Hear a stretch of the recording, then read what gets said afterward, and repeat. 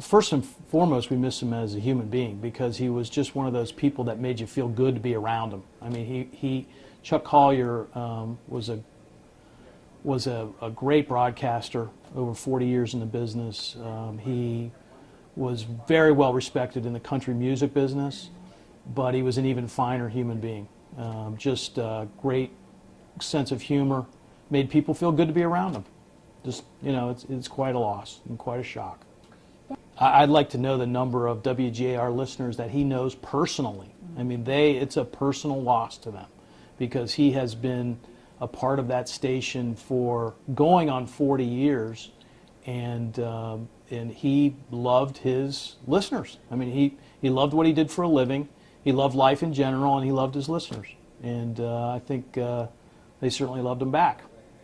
Oh, Chuck was a ball of energy. It was just, you know, just a great force in this building and, you know, and on the air. He was completely genuine, and he cared about the people that he worked with up and down the halls. He cared about the listeners. Just a very genuine, good person, a good human being. When I first met Chuck my first day here, and he said hello to me, and he was so kind and so friendly and so accommodating, my first reaction was, is this guy for real? Because it seemed over the top, but it wasn't. That was just the way that he was.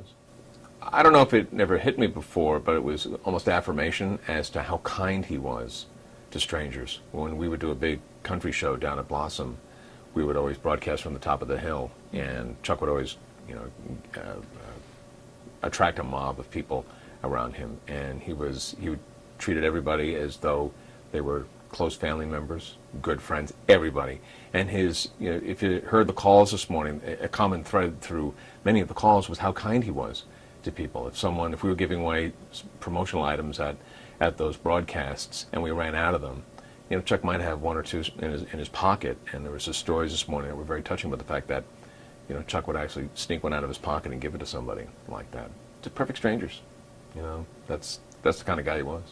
I've said that we are all lucky that we knew somebody like Chuck, because we'd look to see someone who's so kind, and he was kind throughout his entire life, because it's not just recently that he was like that, but he's been like that his entire life. I mean, these stories are very old. He told me a story once where there was some construction going on next to his house. He lives in Parma, and there was carpenters working on the house next door and had WGAR on, and had station blasting, and Chuck just walked over and he said, hey, I'm Chuck Collier. I work at that radio station you're listening to. And the carpenter stopped what he was doing, like, you're Chuck Collier? I've been listening to you for years. And years. And years. And Chuck, that was like every time I'd see him out on location, I'd always say that, hey, it's Chuck Collier. I've been listening to you for years and years and years. And he just loved that.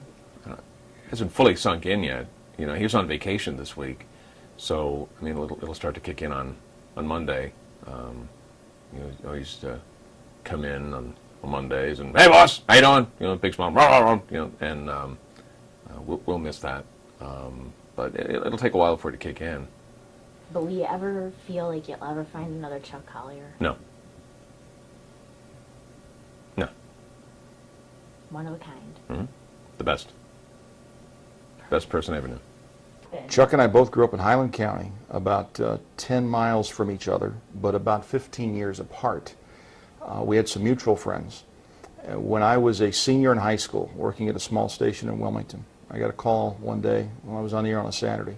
It was another buddy. It said, hey, there's a guy who wants to come by and see you. And this is when no one's at a radio station except whoever's on the air. So I hear the door pounding. I go out, and it's Chuck Collier. We sat there for an hour. Now, it was the same station he worked at as a kid. And I'm 18 years old, and he's talking about being in New York and everything, and like, man, you got a good sound. You could probably go somewhere.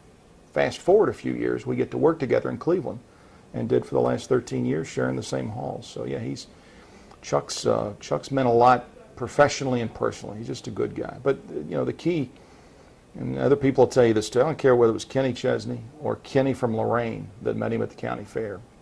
Chuck was great and the same to everybody, and every night he went home to Parma. And he expressed that on the air. He was one of the real people in the business. Good guy. Chuck would appreciate that. He'd be a bit, you know, humbled and what are we doing? Let's move on. But just to give you an idea, I said on the radio this morning, I met Taylor Swift because of Chuck Collier. Her mom brought her here to meet Chuck. When the artist came to Cleveland, They came to see Chuck because they knew if Chuck liked their record, they'd do well. I saw Keith Urban at the Q this summer, and Chuck was at the concert with me. We sat for a while, and Keith sat there, and Chuck sat there and said, you know, I remember Keith when he came to the Flats 30 years ago and played in the bars. And when Keith came to play at the Q, he also came to see Chuck. Kenny Rogers, I met in the hall one day, came by to see Chuck. So at every level, as I said, Kenny Rogers or Kenny from Lorraine, they all just wanted to see Chuck. And I don't know what else you can say about a guy on the radio, but he was who he was on the air and off the air, and that's why he succeeded for so many years. He just loved people. He loved broadcasting. He was a friend to us in the halls. And the unique relationship you have on radio is you make friends with thousands of people. I mean, there are probably enough people to fill up Cleveland Browns Stadium 3 or 4 times who could say today, Chuck Collier was a friend, listened to him for years, may have never met him, but they knew him on the air, and that's what's unique about radio, and Chuck did that probably better than anybody. Joni lost a husband and her best friend. His son and daughter lost a dad. And Chuck was so open about talking about them on the air at times. He was such a proud dad. When Justin was going to school at Marietta, that's all he'd talk about, and the successes and how he was doing in basketball and all. And the same with his daughter. He was a proud dad. And that showed on the air because he was a real person. Our business tends to weed out the people that aren't quite real. Chuck was 40 years strong on one station for a reason. He was real.